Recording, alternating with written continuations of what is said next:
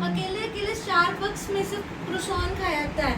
मुझे तो इसका नाम भी नहीं बोलना आता था, लेकिन तूने सिखाया मुझे। ये बता तो दे कैसे खाते हैं। अच्छा, ऐसे तोड़ के खाते हैं। ये देखो, क्रूजो ने बताया इसको ऐसे तोड़ते हैं। फिर क्रूजो उसके बाद मम्मा ने वीडियो बना ली। कैसे बना ली वीडियो ना? अच्छा अच्छा, ले लो, दे के आओ मम्मी को। ये क्रोसान को हम कैच करेगा क्रूजो, कैच। मेरे को दे जो मेरे को दे ये दे। देखो, क्रूजो के पास एक कीवी। कीवी इसको खा के दिखाओ, खट्टी है या मीठी है? खट्टी है तो फेंक दो, खट्टी है तो फेंक दो, मीठी है तो दे दो।